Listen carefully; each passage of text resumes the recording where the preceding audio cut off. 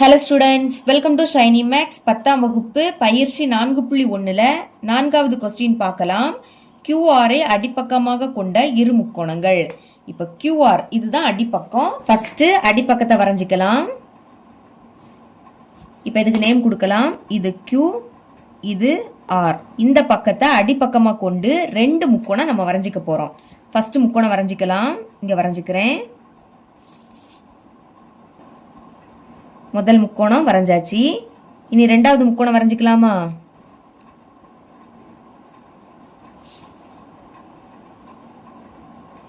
ரெண்டு முக்கோணத்தையும் நம்ம வரைஞ்சிட்டோம். அதாவது QR என்கிற இந்த பக்கத்தை அடிப்பக்கமா கொண்டு இந்த மாதிரி ரெண்டு முக்கோணம் வரைஞ்சிக்கணும். சரிங்களா? இப்ப கொஸ்டினை பாருங்க. இரு முக்கோணங்கள் QPR மற்றும் QSR. ரெண்டு முக்கோணம், ஒன்னு QPR இன்னொன்னு QSR. ஃபர்ஸ்ட் QPR இதுக்கு P அப்படி நேம் கொடுக்கலாம். இனி QSR இதுக்கு Sன்னு நேம் கொடுங்க. அப்ப QPR இது ஒரு முக்கோணம், QSR இது இன்னொரு முக்கோணம். இன் புள்ளிகள் P மற்றும் S இல் செங்கோணங்களாக அமைந்துள்ளன. இப்போ PS இது ரெண்டுமே என்னது? செங்கோணங்கள். பாருங்க, இது P, இந்த கோணம் நம்மளுக்கு செங்கோணம். அடுத்து இது S, இதுவும் நமக்கு செங்கோணம். அதான் கொடுத்திருந்தாங்க. இப்போ இரு முக்கோணங்களும் QR-இன் ஒரே பக்கத்தில் அமைந்துள்ளன. PR மற்றும் SQ என்ற பக்கங்கள் T என்ற புள்ளியில் சந்திக்கின்றன எனில், இப்ப PR SQ இந்த ரெண்டு பக்கங்களும் T என்ற புள்ளியில சந்திக்குது. பாருங்க, PR இதுவும் SQ இதுவும் சந்திக்கக்கூடிய புள்ளி இங்க. சரிங்களா? இதுலதான் சந்திக்குது. இதுக்கு தான் T அப்படி நேம் கொடுக்கணும். எனில் PT பெருக்கல் TR = ST பெருக்கல் TQ என நிறுவுக. இதை தான் நம்ம நிரூபிக்கணும். இதை நிரூபிக்கணும்னா இந்த முக்கோணமும் வடிவொத்தவை அப்படி நம்ம சொல்லணும். சால்வ் பண்ணலாமா? படத்தில் இருந்து முதல் ரெண்டு முக்கோணத்தை எழுதிக்கலாம். முக்கோணம் PQT மற்றும் அடுத்த முக்கோணம் என்னன்னா முக்கோணம் SRT இல் வரிசையை தான் எழுதிக்கணும். முதல் செங்கோணத்தில இருந்தே தொடங்கணும். PQT இந்த T புள்ளி ரெண்டுக்குமே பொதுவு, அது லாஸ்ட்ல வரணும். செங்கோணத்தில் தொடங்கணும், T புள்ளியில முடிக்கணும். இங்கே அதே மாதிரி SRT, S செங்கோணம். சரிங்களா?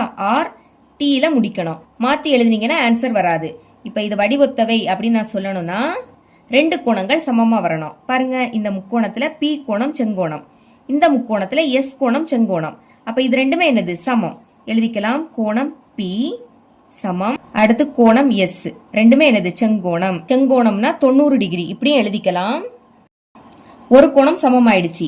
இனி அடுத்த கோணமும் சமம்னு நம்ம சொல்லணும். பாருங்க, நம்ம 9th ஸ்டாண்டர்ட்ல படிச்சிருக்கோம். இந்த மாதிரி X வடிவில இருந்துன்னா இதுவும் குத்ததிர் கோணங்கள். இந்த ரெண்டு கோணங்களும் சமமா இருக்கும். பாருங்க, இது X வடிவத்துல இருக்கா? அப்ப இதுவும் என்னது? குத்ததிர் கோணங்கள். இது ரெண்டும் சமமா இருக்கும். இப்ப இதை எழுதிக்கலாம். ஃபர்ஸ்ட் இந்த கோணத்தை எழுதிக்க போறோம். அப்ப கோணம் PTQ, கோணம் PTQ. Tல தான் கோணம் அமையுது, அதுதான் சென்டர்ல வரணும். அடுத்து இந்த கோணத்தை எழுதிக்கலாம். அப்ப STR எழுதிருங்க. STR இந்த ரெண்டு கோணமும் சமம். காரணத்தை பிராக்கெட்ல எழுதிருங்க. காரணம் என்னது? குத்ததிர் கோணங்கள் சமம். எழுதிக்கலாம். குத்ததிர் கோணங்கள் சமம் எழுதிட்டேன். இப்ப ரெண்டு கோணங்கள் நமக்கு சமம் ஆயிடுச்சு. ஒன்னு இந்த P கோணமும் S கோணமும் என்னது? செங்கோணம். அப்ப இது ரெண்டுமே என்னது? சமம். அடுத்து இந்த முக்கோணத்துல இந்த கோணமும் இந்த முக்கோணத்துல இந்த கோணமும் குத்ததிர் கோணங்கள்.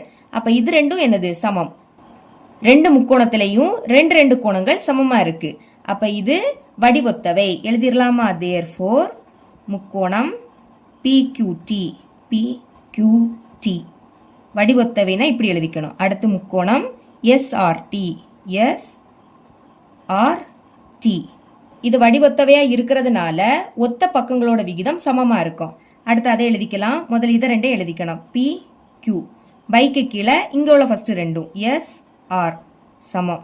அடுத்து லாஸ்ட் ரெண்டும் QT பைக்கு கீழே இங்க இருக்க லாஸ்ட் ரெண்டும் RT சமம். இனி ஃபர்ஸ்டும் லாஸ்டும் PT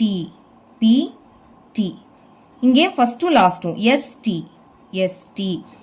இப்போ புக்ல எது இருக்கோ அதை எழுத போறோம். பாருங்க, PTST இங்க இருக்கு. PTST இதை ஃபர்ஸ்ட் எழுதிக்கலாம். PT by ST சமம். அடுத்து டிஆரும் டிக்யூவும் இருக்கு பாருங்க. QTனாலும் TQனாலும் ஒன்று தான்.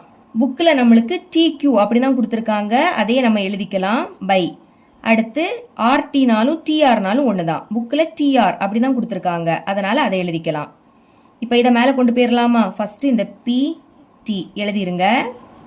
இது இங்கே வகுத்தல்ல இருக்குது, அங்கே போச்சுன்னா பெருக்கலாக மாறுமா? அப்போ பெருக்கல் போட்டுக்கிட்டு தான் இதை எழுதிக்கணும். TR எழுதியாச்சு. சமம். இப்போ இதை எழுதிக்கலாமா? ST. இதை நம்ம மேலே கொண்டு போயிருக்கோம், வகுத்தல்ல இருக்குது, அங்கே போச்சுன்னா பெருக்கலாக மாறும். அப்போ பெருக்கல் போட்டுக்கிட்டு தான் மேலே உள்ளதை எழுதிக்கணும். TQ என்பது நிரூபிக்கப்பட்டது. இதை தான் கொஸ்டினில் நிரூபிக்க சொன்னாங்க. சரிங்களா? ஃபைனலாக நிரூபிக்கப்பட்டதுன்னு எழுதிக்கணும். இவ்வளோ தான் இந்த சம்.